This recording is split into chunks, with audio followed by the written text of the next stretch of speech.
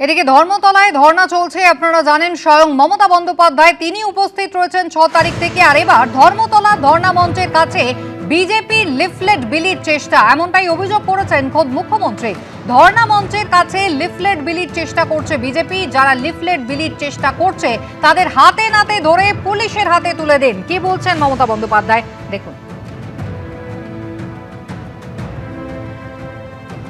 আমি ধর্নায় যারা আছেন সবাইকে সতর্ক করছি, বিজেপি বাইরের ওর এজেন্সি দিয়ে কিছু পোস্টার লিফলেট বিলি করার চেষ্টা করছে, তাদের হাতে নাতে ধরুন, ধরে পুলিশের হাতে হ্যান্ডওভার করুন। অন্য পলিটিক্যাল পার্টির মিটিংয়ে তাদের ঢোকবার কোনো অধিকার নেই। এমনি ঢুকে মিটিং শুনতে পারে, কিন্তু বিজেপি লিফলেট বিলি করার কোনো অধিকার নেই। হাতে নাতে ধরুন, পুলিশকে হ্যান্ডওভার করুন। আর পার্টির থেকে এর জন্য শশীকে আমি বলবো এফআইআর করতে তাদের নামে। আগে ধরো, পালিয়ে যাবে, দেখো দেখো পালিয়ে যাবে। ভিতুর দল, কাপুরুষের দল, মানুষ আসছে না, মানুষের সমর্থন নেই। তৃণমূল কংগ্রেস কর্মীদের কাছে আর ভোটারদের কাছে এসছে লিফলেট বের করতে। গলায় দড়ি দিয়ে মরা উচিত তোদের। ধরুন ওদের, কেউ ছাড়বেন না কোনো এলাকায়। যখনই দেখবেন ধরবেন।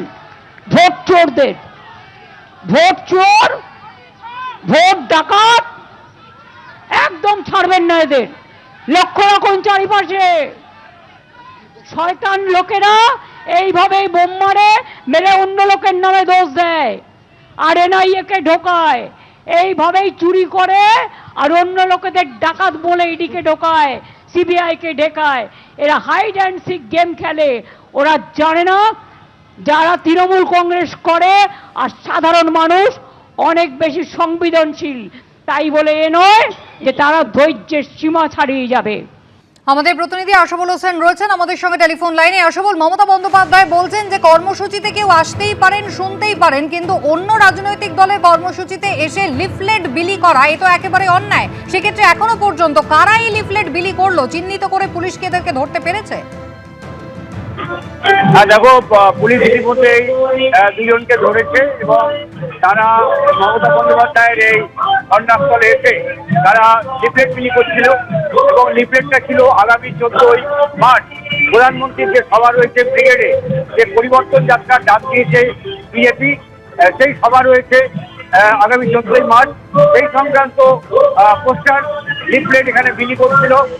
মমতা বন্দ্যোপাধ্যায়ের অভিযোগ যে এজেন্সির লোককে দিয়ে এই পোস্টারগুলো, এই লিফলেটগুলো বিলি করা হচ্ছিল এবং বিজেপি নিজের লোক নেই, তাই তারা এজেন্সি দিয়ে এটা করছে। এটা একেবারে বেআইনি, কারণ এটা তৃণমূলের সভামঞ্চ। সেখানে এইভাবে অন্য রাজনৈতিক দলের কেউ এসে অন্য রাজনৈতিক দলের প্রচার করতে পারে না। এবং তিনি পুলিশকে নির্দেশ দেন, সুচি পাজাকে এফআইআর করার নির্দেশ দেন। এরপর পুলিশের পক্ষ থেকে যেখানে সমাবেশ হচ্ছে সেখানে ছুটে যায় পুলিশের কর্মীরা এবং হাতে নাতে দুজনকে ধরা হয়। কয়েকজন হকার এখানে ছিলেন, তাদের কাছেও এই পোস্টার বিলি করেন কয়েকজন। ইতিমধ্যেই দুজনকে গ্রেপ্তার করা হয়েছে এবং সুচি পাজাকে এফআইআর করার নির্দেশ দিয়েছে মমতা বন্দ্যোপাধ্যায়। সুমিতা। আশাবুল, ধন্যবাদ। ইতিমধ্যেই দুজনকে গ্রেফতার করা হয়েছে আমাদের প্রতিনিধি যেমনটা জানালেন। এই প্রসঙ্গে কি বলছেন বিজেপি নেতা রাহুল সিনহা?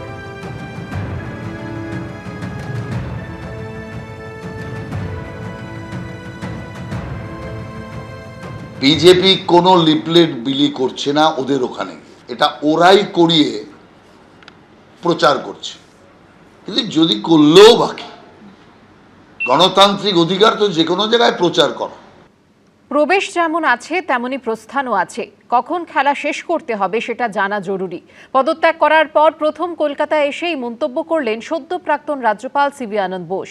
তবে পদত্যাগের কারণ বা রাষ্ট্রপতির অনুষ্ঠান ঘিরে বিতর্ক নিয়ে কোনো মন্তব্য করতে চাননি তিনি। সদ্য প্রাক্তন রাজ্যপাল বলেন সঠিক সময় আসা পর্যন্ত গোপন থাকবে ইস্তফার কারণ। লোকেরা জানতে চাইবে 3.5 বছরে উনি কেন পদত্যাগ করলেন। মন্তব্য সৌগতর। There is a rule in sports. Rules of the game is also knowing when to end the game. 3.5 বছরে কেন উনি পদত্যাগ করলেন? বিধানসভা নির্বাচনের আগে তার আচমকা পদত্যাগ করা নিয়ে রাজ্য রাজনীতিতে শোরগোল পড়ে গেছে। মেয়াদ শেষের আগে এবং বিধানসভা ভোটের আগে হঠাৎ করে কেন পদত্যাগ করলেন রাজ্যপাল, এই প্রশ্ন ঘিরে দানা বেঁধেছে রহস্য, বেড়েছে জল্পনা। এই আবহে এদিন কলকাতায় আসেন সিবি আনন্দ বোস। তবে স্পষ্ট করেননি ইস্তফার কারণ। I have completed 1,200 days as governor here, which in cricket terms means 12 centuries I have won. That's enough. There is a time to stop. I thought this is the right time for me to go to the exit.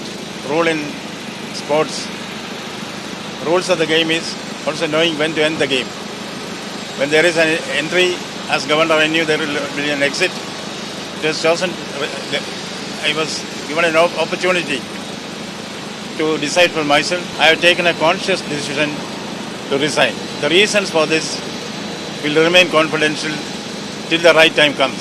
উনি রহস্য করছেন, কিন্তু লোকেরা তো জানতে চাইবে ওর 3.5 বছর, ওর 5 বছরের টার্ম, 3.5 বছরে কেন উনি পদত্যাগ করলেন? উনি তো অনেক ব্যাপারে রাজ্য সরকারের বিরুদ্ধে বলেছিলেন।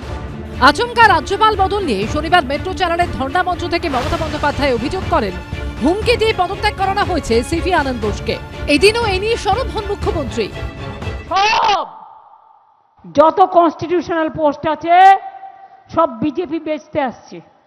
ধনকরকে উপরাষ্ট্রপতি থেকে রিজাইন করতে বাধ্য হলো কেন? একটা এনকোয়ারি হবে নাকি? আপনি আমাদের সিআইডিকে দায়িত্ব দিন, আমরা করে দিচ্ছি।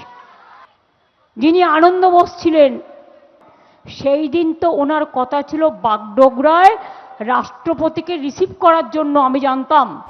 এদিন অবশ্য এ নিয়ে মুখ খুলতে চাননি সিভি আনন্দ বোস।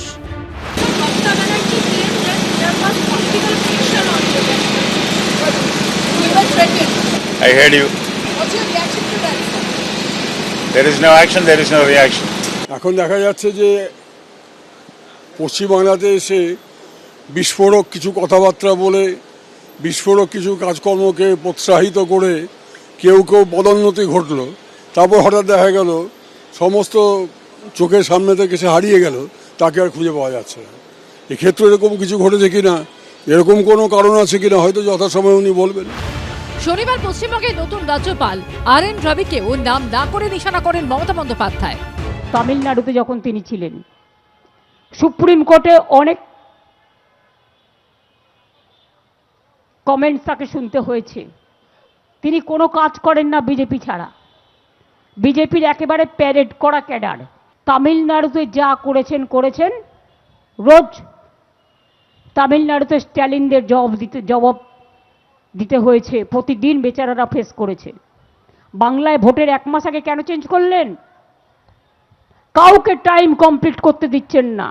মিস্টার রবি এখানে আসছেন মমতা ব্যানার্জিকে সংবিধানের ABCD শেখানোর জন্য।